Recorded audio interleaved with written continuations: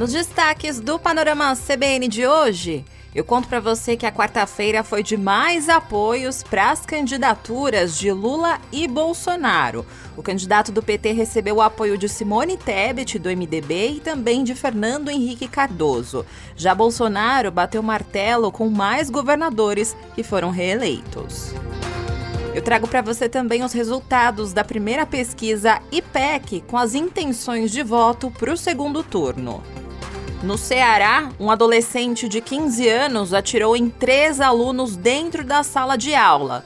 E a arma que foi usada no crime é registrada por um CAC, que é um colecionador, atirador e caçador. E na economia, a Organização dos Países Exportadores de Petróleo concordou com um corte da produção de petróleo de 2 milhões de barris por dia a partir de novembro. Essa medida deve reduzir a oferta de petróleo no mundo. Panorama CBN. Olá para você que está ouvindo o Panorama CBN. Eu sou a Juliana Prado e vou te contar em menos de 30 minutos tudo que foi notícia nesta quarta-feira, dia 5 de outubro de 2022. CBN Eleições 2022.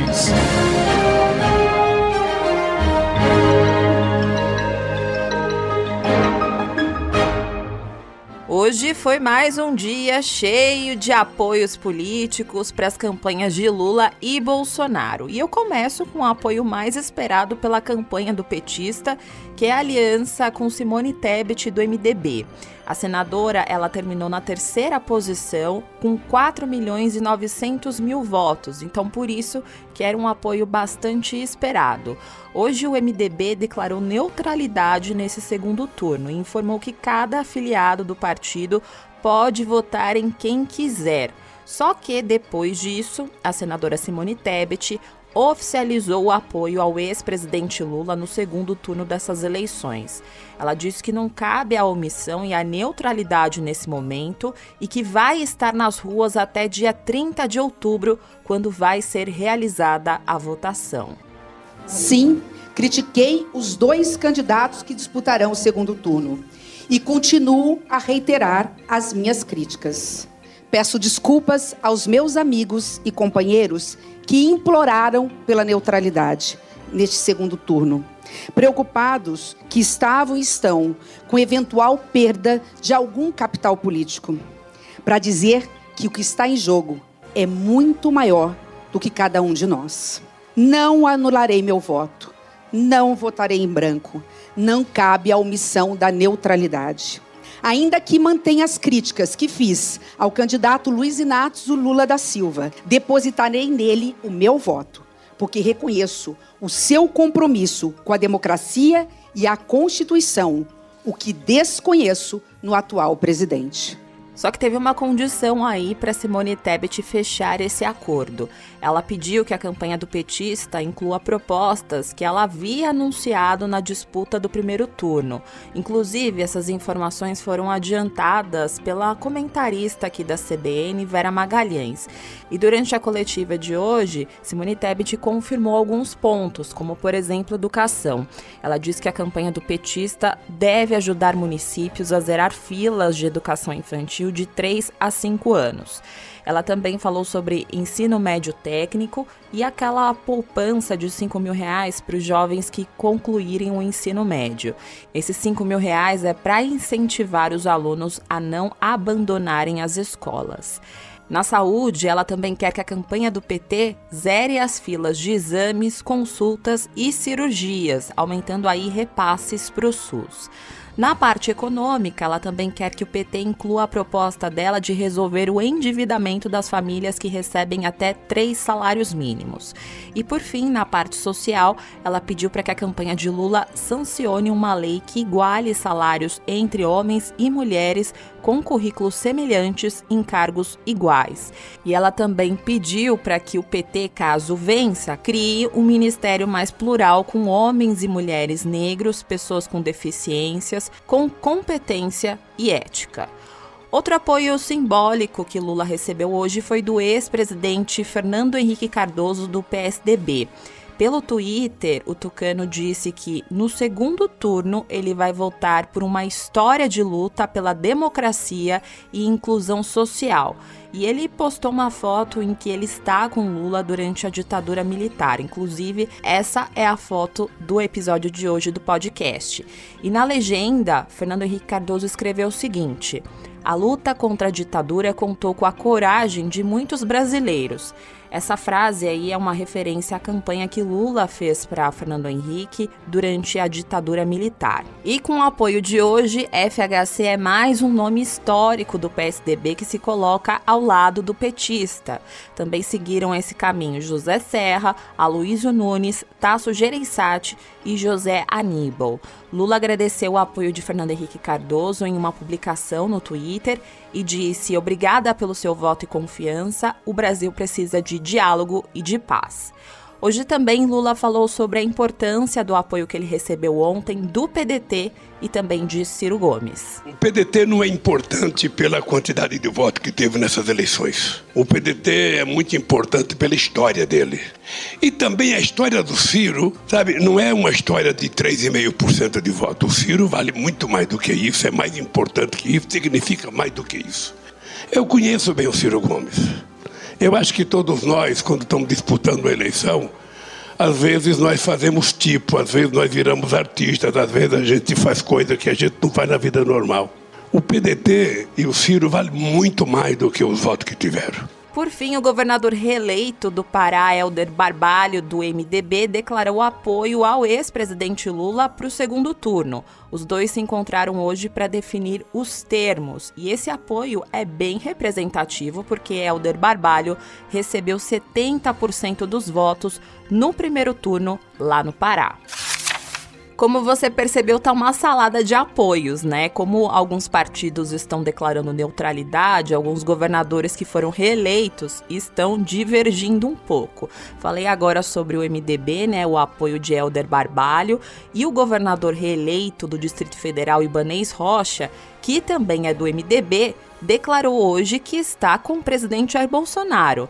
Ibanez Rocha prometeu buscar votos para o candidato à reeleição nas ruas da capital federal. Como eu falei, o governador Ibanez Rocha é do MDB e ele criticou Simone Tebet. Ele disse que ela não manteve diálogo com os governadores e que a decisão dela vai ser isolada.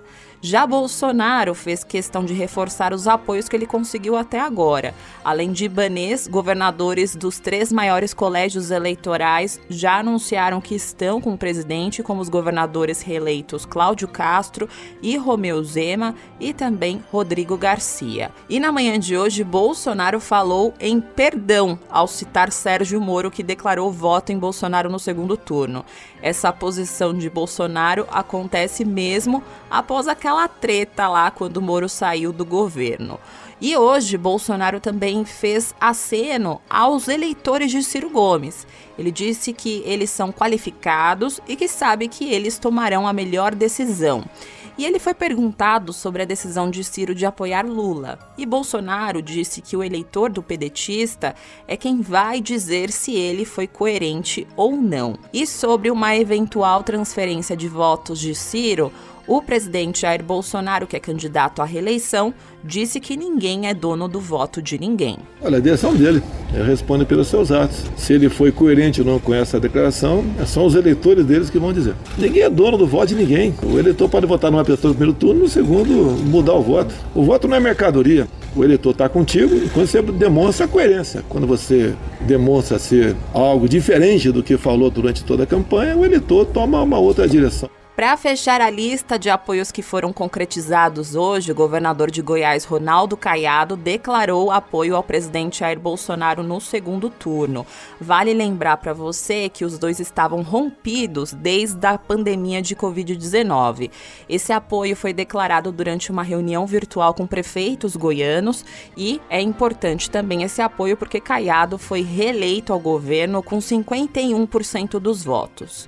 No Sul, o governador reeleito Ratinho Júnior, do Paraná, também confirmou que vai votar em Bolsonaro. Ratinho Júnior disse que vai apoiar o presidente porque Bolsonaro investiu muito no estado durante essa gestão. Por causa disso, ele disse que vai articular o apoio de prefeitos paranaenses a Bolsonaro.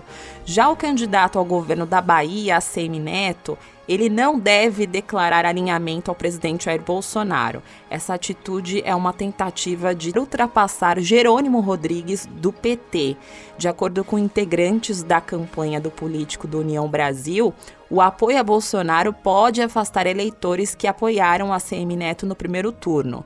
Essa informação que eu contei para você foi divulgada hoje pelo jornal O Globo. Lembro para você que no Nordeste, o ex-presidente Lula obteve 69% dos votos e Bolsonaro 24%. E tem mais eleições. Você lembra que ontem eu contei para você que o governador de São Paulo, Rodrigo Garcia, do PSDB, que perdeu no primeiro turno, apoiou incondicionalmente o presidente Jair Bolsonaro e o candidato Tarcísio de Freitas? Então, isso teve consequências políticas. Não bastasse aí os recados de alguns tucanos históricos, como o Fernando Henrique Cardoso, como eu contei para você, 3 secretários do atual governo de São Paulo pediram demissão após o governador Rodrigo Garcia declarar esse apoio incondicional. As demissões elas foram oficializadas hoje pela manhã durante uma reunião. E as baixas foram de Rodrigo Maia, ele mesmo, o ex-presidente da Câmara. Até ontem ele era secretário de Projetos e Ações Estratégicas do Estado de São Paulo. Outra pessoa que pediu demissão também hoje foi Laura Machado, secretária de Desenvolvimento Social, e Zena Latifi, secretária de Desenvolvimento Econômico. Inclusive, ela foi a coordenadora do plano de governo de campanha de Rodrigo Garcia.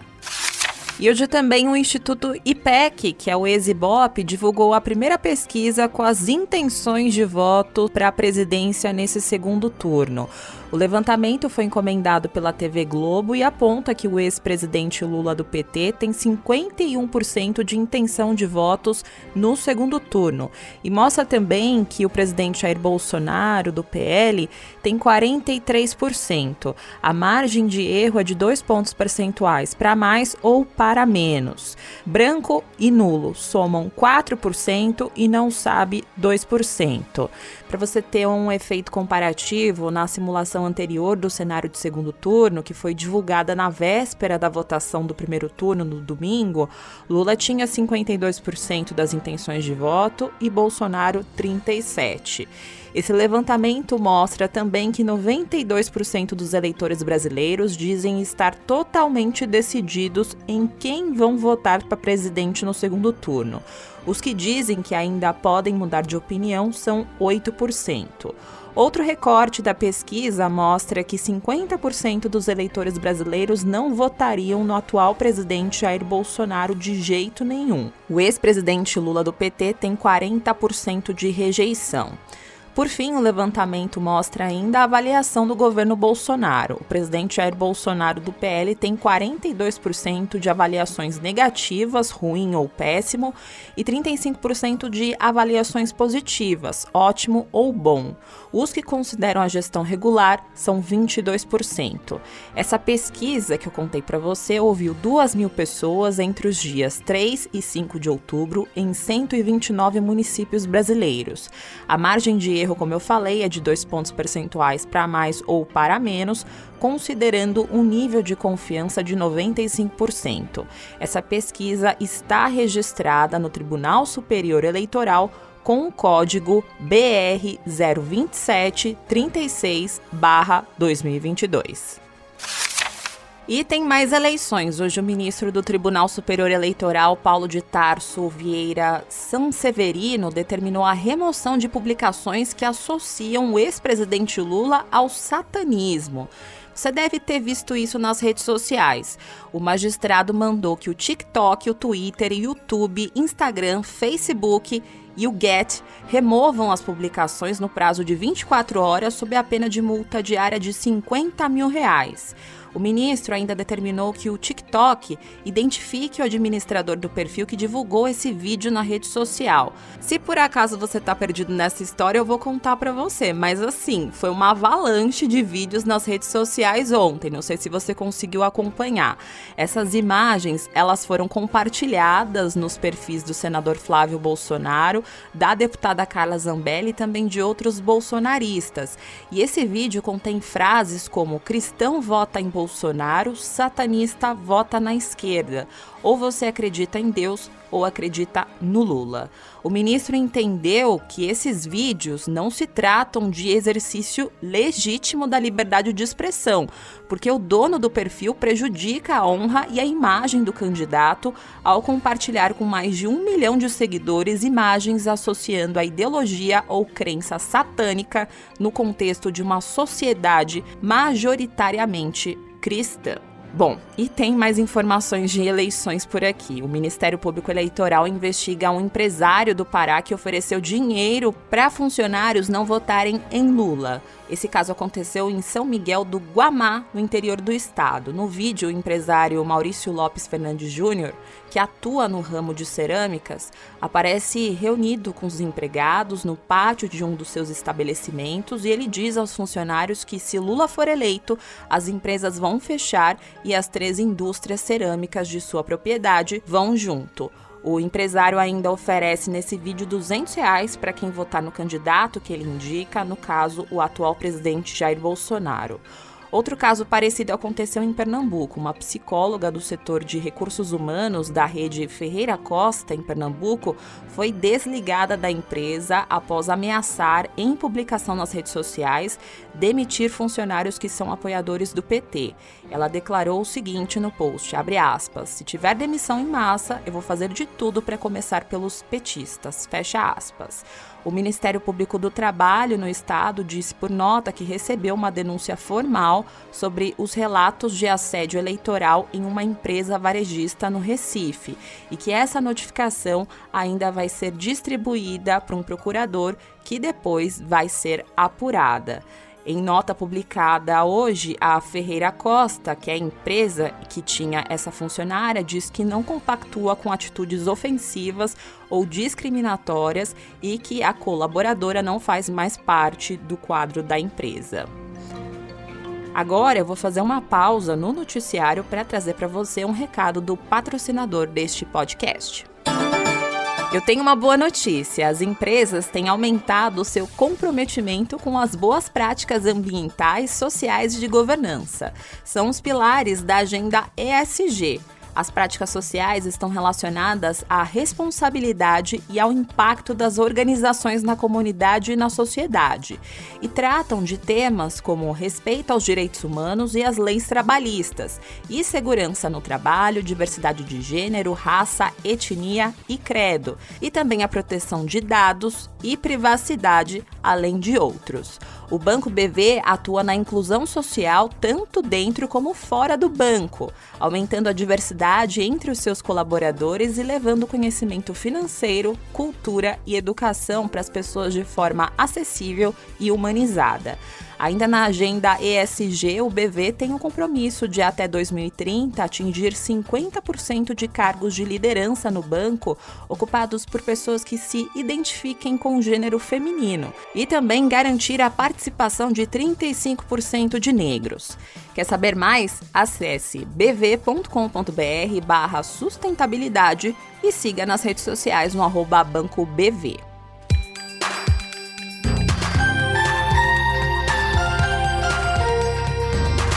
Voltando ao noticiário, eu vou fazer um resumo dos principais acontecimentos de hoje que não estão relacionados com as eleições. E eu começo com uma história que vem lá de Sobral, no Ceará.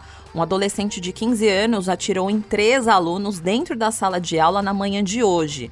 E a arma utilizada no crime é registrada no nome de um familiar desse jovem e consta como CAC, colecionador, atirador e caçador. Eu lembro para você que durante o governo de Jair Bolsonaro, essa prática de flexibilização das regras foi adotada.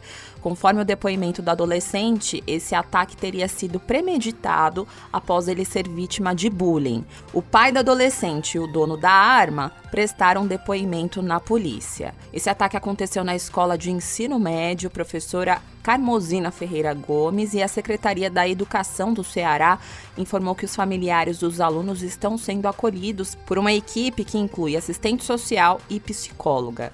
De acordo com a assessoria de imprensa da Santa Casa de Sobral, as 3 vítimas foram levadas para o hospital após o ataque.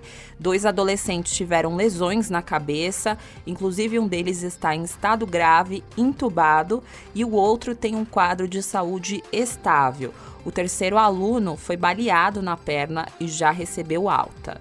Depois do crime, a governadora do Ceará, Isolda Sela, classificou como prioridade a identificação da arma do colecionador que foi utilizada por esse aluno que baleou 3 colegas numa escola no município de Sobral. O atirador foi apreendido. Agora eu vou atualizar informações de um caso que a Bianca Santos contou para você na edição da manhã do Panorama CBN de hoje, que é em relação àquele vazamento de um gás tóxico na cidade de Pontal, no interior de São Paulo. Pelo menos uma pessoa morreu e cerca de 1.000 tiveram de sair de casa devido a esse vazamento. Os moradores agora estão abrigados em ginásios de escola da região e, por causa desse incidente, as aulas e os serviços públicos foram suspensos na cidade. A Santa Casa da cidade paulista de Pontal informou que quase 100 pessoas foram atendidas depois desse vazamento do gás tóxico que aconteceu na noite de ontem. E uma vítima permanece em observação na unidade.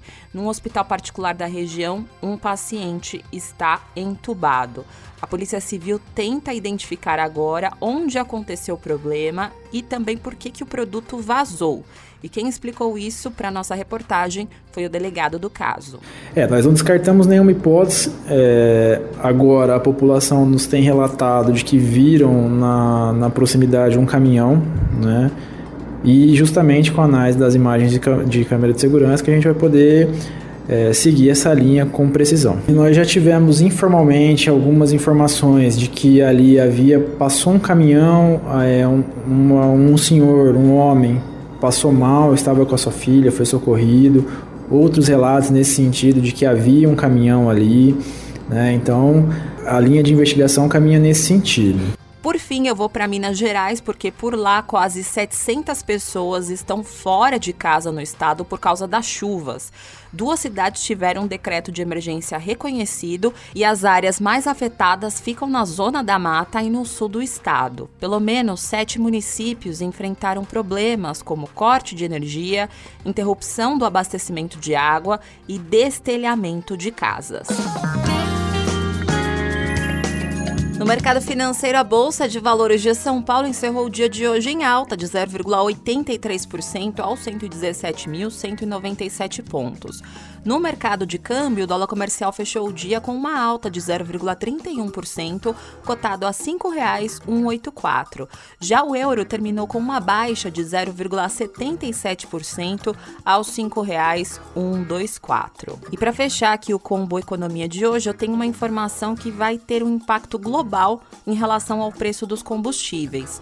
Hoje, a Organização dos Países Exportadores de Petróleo e aliados ao OPEP+, fez uma reunião hoje e concordou com um corte de produção de petróleo de 2 milhões de barris por dia a partir de novembro. Isso significa, na prática, que essa medida deve reduzir a oferta no mercado de petróleo, que já está apertado devido à demanda alta, à falta de investimento e problemas de fornecimento. E esse corte ele pode estimular uma recuperação, ou seja, um aumento nos preços do petróleo, que caíram nos últimos meses por vários temores de recessão econômica global, aumento das taxas de juros dos Estados Unidos e também um dólar mais forte. Até os Estados Unidos entraram aí nessa briga e pressionaram a OPEP a não prosseguir com esses cortes, mas não deu certo. E essa decisão ela pode ter impacto aqui no Brasil, já que os preços da Petrobras são baseados na cotação do valor do barril do petróleo. Então veremos os próximos passos dessa história.